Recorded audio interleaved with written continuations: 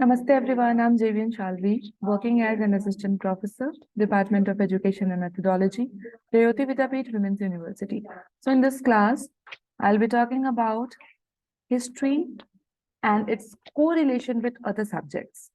In order to understand it in a better way, I'm going to share a PDF with you all. Give me a moment please.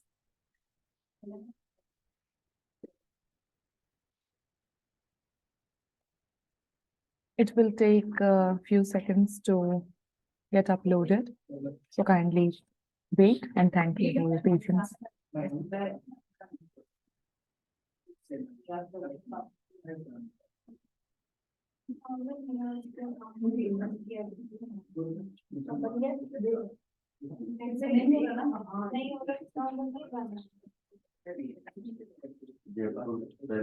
So this lecture will contain topics related to correlation of history with other subjects.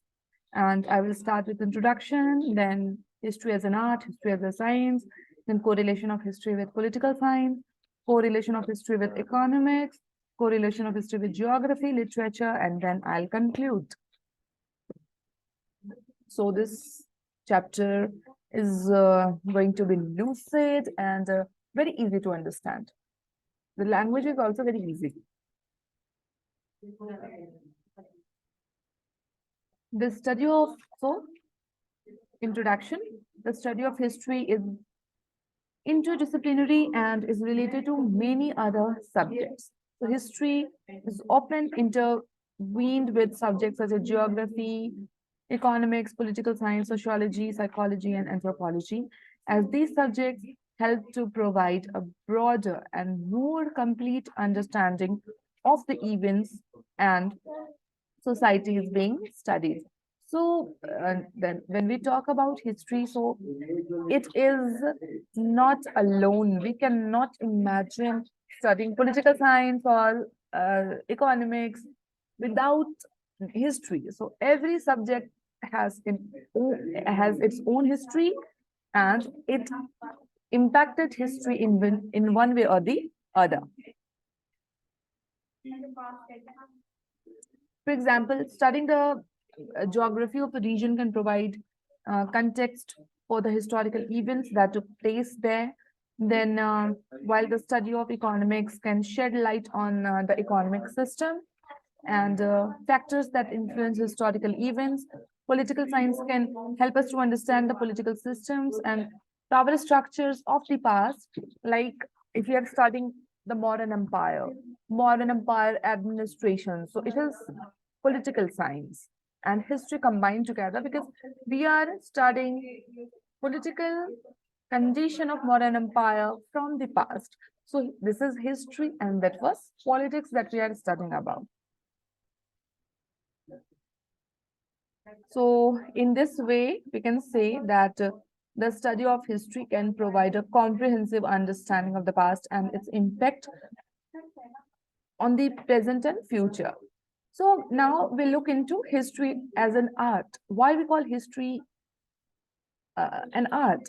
So history can also be considered an art form, as it requires the interpretation and analysis of complex events and societies to create a coherent and meaningful narrative. Just like an artist must interpret their subject matter and use their own unique style to create a piece of art, historians must interpret historical events and use their own perspective and understanding to write a narrative about the past. So the study of history involves not only the collection and analysis of primary sources, such as government documents, letters, and newspapers, but also the consideration of the motivations, beliefs, and biases of those who created the source. Historians must then synthesize this information to form a comprehensive understanding of the past and present it in a way that is both accurate and engaging. In this way, the study of history can be seen as a creative endeavor, as the historian must use their own skills and insights to bring the past to the life of their audience.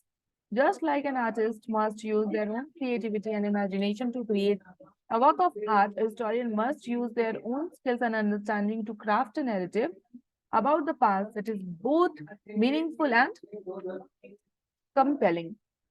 So, following points further justify history as an art. So, first one is its subjectivity, then narrative, then imagination.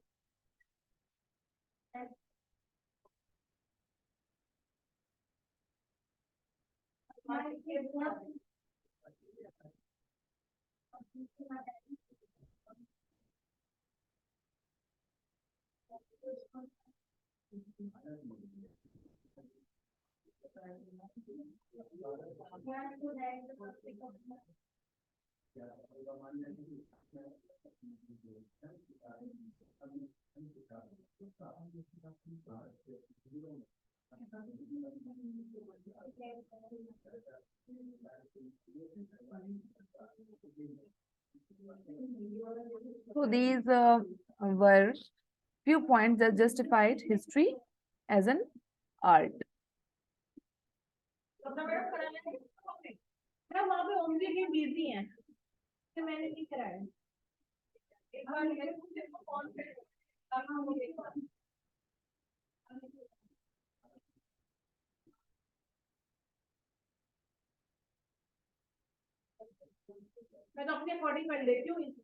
So now we'll look into history as a science.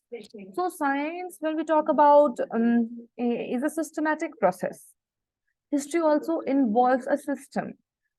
It is not just like that we started a research. We started research in history from scratch. Like analysis is done, interpretation is taken, and everything. Historical research, that's why involves a process that is not, I would not say tiring, but yes, it do follow some step. This is very important.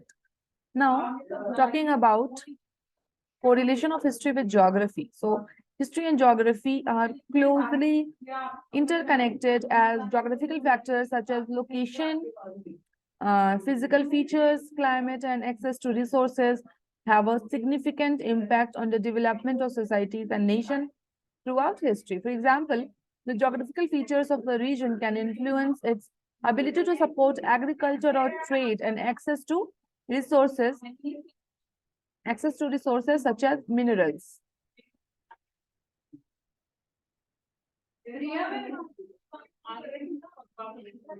So human geography is also there. So human geography is about human populations, settlement pattern, and cultural practices are heavily influenced by historical events such as migration, colonization, and cultural diffusion, as well as physical geography.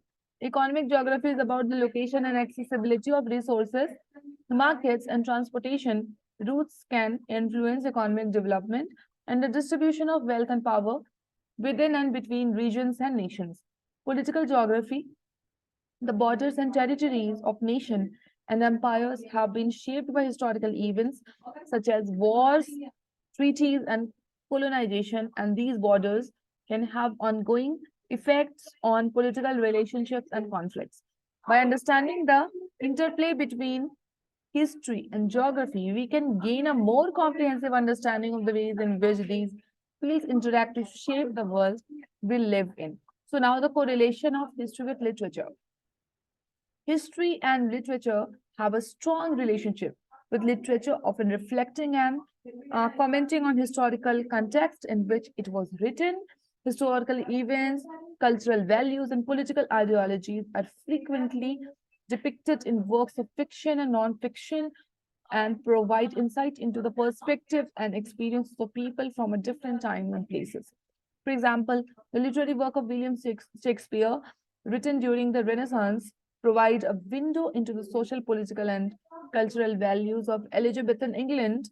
Similarly, the work of Charles Dickens, written during the Industrial Revolution, offer a vivid depiction of the poverty and social inequalities of 19th century England. In addition, literature can also influence historical events and shape public opinion. For example, the political writings of philosophers and intellectuals have been instrumental in inspiring and shaping political revolutions and work of fiction have been used to raise awareness about social and political issues.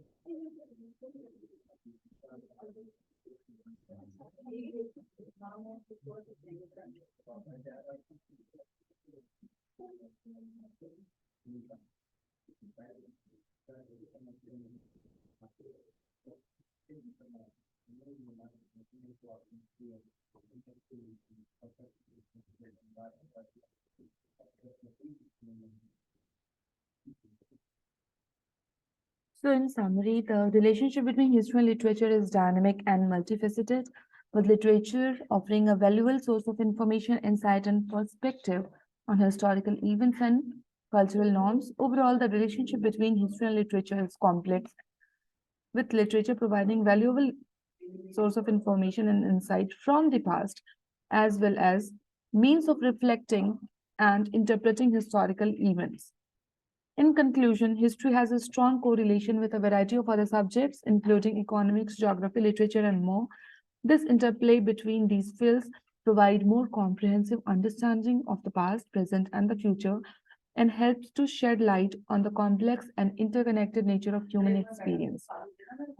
For example, the relationship between history and economics help us to understand how economic policies and events have shaped societies and nations and how historical events have influenced economic development. Thank you and have a nice day.